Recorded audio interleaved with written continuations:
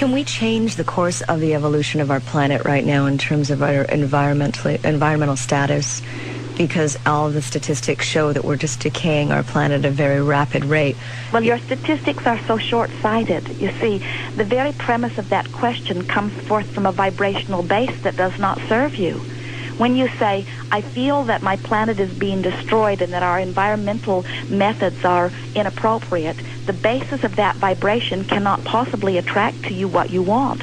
But out of that contrasting experience is born this desire for Earth to continue, and desire for clean air and clean water, and desire for beautiful vistas and beautiful places to continue to be.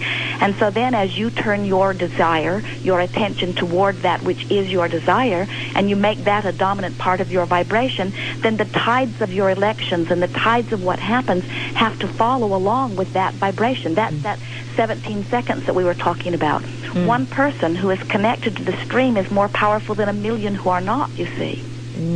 But when millions are using each other as their excuse to push against, and as their excuse to no longer be in vibrational alignment with well-being, then millions pinch themselves off from the well-being that could be there otherwise, and then they always blame the other guy.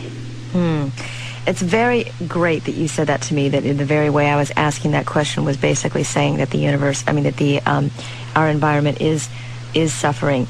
Now, I want to ask you this. But you see, most people have been oriented to get you to look at what's wrong before you take your action. So you've been trained into that way of looking at it, because environmentalists believe that if they show you everything that is wrong, then from your concern about what is wrong, then you will take some action that will then correct it. But it never works that way. There is a war against drugs, and a war against AIDS, and a war against cancer, and a war against teenage pregnancy, and a war against terrorism. And all of them are getting bigger and bigger, because as you push against these things you do not want, you activate them in your vibration, and you become part of the perpetuating force of them, you see. Make them bigger. Much bigger.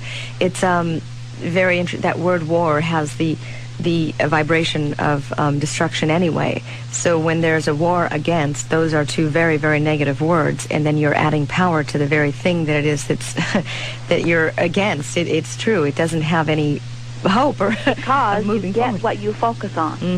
Yeah. Again, enforcing that law of attraction. We want to say to you, do not worry about your planet.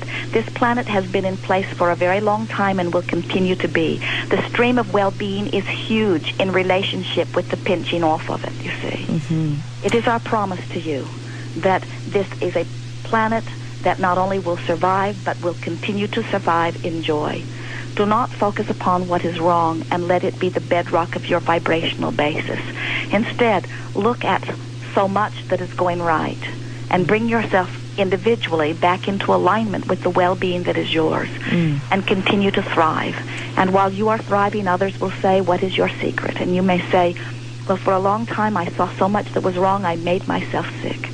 And then finally I decided to remember who I am, and I sifted through the data of Earth, space, time, reality, and I discovered that there is so much going well than there is not going well. And I found something to focus upon, and I made it my vibrational basis.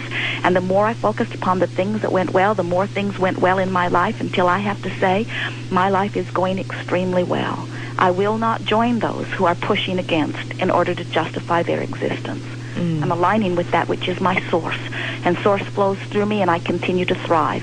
And at the same time, I lovingly allow all others to do whatever it is they need to do. But I will no longer let them convince me that this world is going to hell in a handbasket. It is not.